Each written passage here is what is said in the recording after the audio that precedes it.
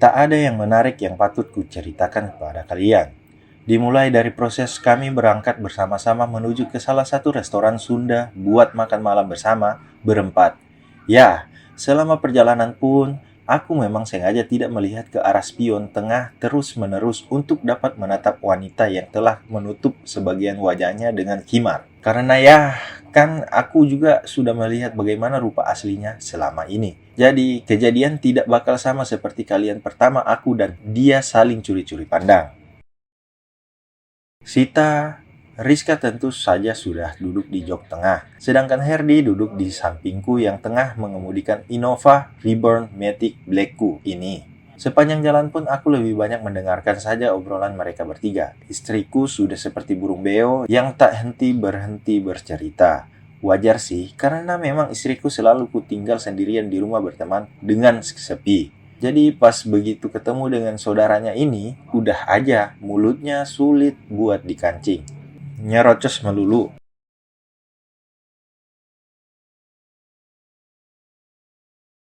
Obrolan selain gibahin keluarga mereka di kampung pun sesekali menyinggung rencana Pak Sutri ini untuk ikut tinggal di rumah kontrakan kami.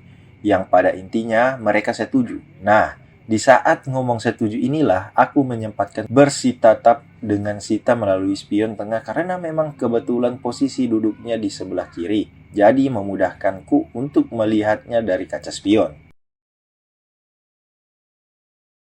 Aku menarik nafas tanpa disadari oleh mereka, kecuali Sita. Dia menyadari bagaimana pergolakan batinku sekarang ini. Mungkin saja sama seperti yang ia rasakan. Bagaimana mungkin kami baik-baik saja setelah apa yang kami lakukan malam itu di kosnya. Lantas kini kami harus tinggal bersama. Wah, nggak kebayang apa jadinya nanti. Apalagi saat Rizka dan suami Sita sedang tidak di rumah dan hanya tertinggal aku dan Sita saja. Waduh, memikirkannya saja, tiba-tiba saja di bawah sana ada yang bereaksi. Semoga saja aku tidak lepas kontrol nantinya, yang bisa membuat masalah tambah runyam. Tapi, kalau dilakukan dengan hati-hati dan rapi, gak bakal ketahuan kan? Emang sialan, pemikiranku ini yang baru saja tercipta di sedalam sana.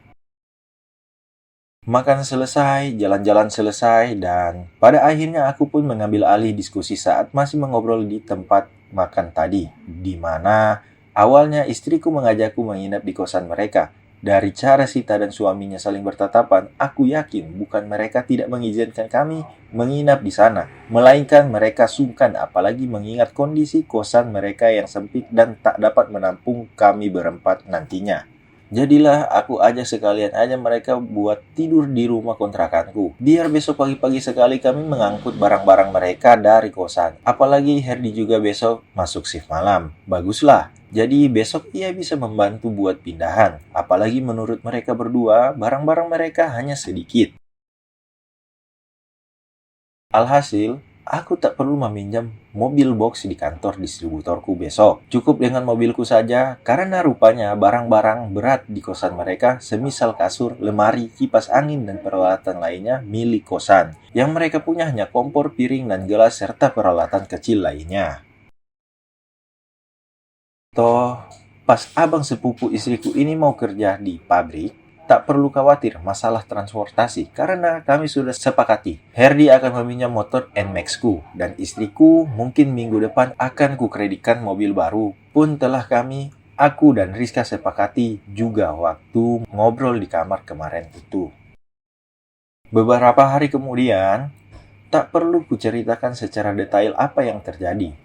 Bosan lama-lama bagi kalian untuk membacanya. Intinya, kini Sita dan Herdi telah berpindah ke rumah kontrakanku. Dan selama itu tak ada hal-hal aneh yang terjadi antara aku dan Sita. Paling hanya saling bertatap, saling melempar senyum sesekali saat kami berpapasan, atau mungkin kala aku sedang duduk di sofa atau lainnya. Yang jelas kejadian ini tentu saja di luar jangkauan sepasang mata istriku. Nggak kebayang kalau ia sampai melihat perilakuku dengan Sita. Bisa berabe jadinya. Aku juga sungguh salut pada Sita. Selama ini juga ia bisa dengan sabar menahan untuk tidak melepas kontrol. Apalagi beberapa kali tatapannya seakan mengisyaratkan jika ia merindukanku. Merindukan saat-saat kami hanya berdua saja. Bisa saja sih kami bertemu di luar, tapi jika dipikir-pikir lagi, itu sangat riskan. Karena pertama, Sita kan tidak ada keperluan di luar, apalagi saat suaminya lagi tidak di rumah alias lagi bekerja. Kedua, aku hanya bisa bertemu dengan Sita di luar di saat jam kerja. Sedangkan jam segitu Sita tentu sibuk membantu Rizka di rumah, mengurus rumah dan lain sebagainya. Jadi, memang bagi kami berdua yang sudah mendambakan pertemuan hanya berdua saja untuk melepas kerinduan ini sedang diuji. Ini sama saja melatih kesabaran, bukan?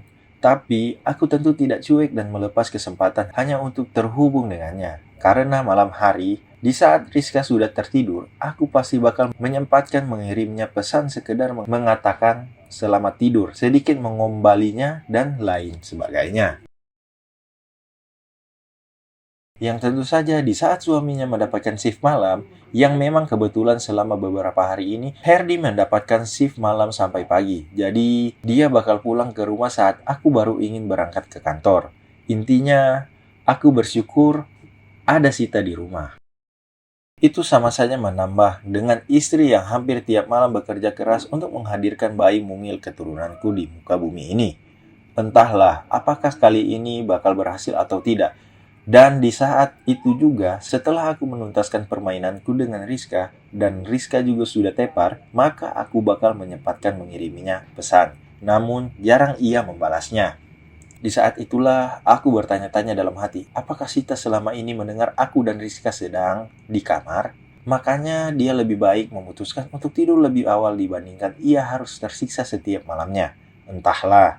Dan lagian, aku tidak ingin mengambil resiko selama di rumah. Karena sekecil apapun yang kami lakukan nantinya, tetap saja itu adalah resiko. Oke guys, terima kasih telah menonton video ini sampai selesai. Untuk mendapatkan updatean video-video terbaru dari kami, jangan lupa untuk nyalakan lonceng dan subscribe channel kami. Untuk informasi lebih lanjut, bisa langsung gabung ke grup Telegram kami. Terima kasih.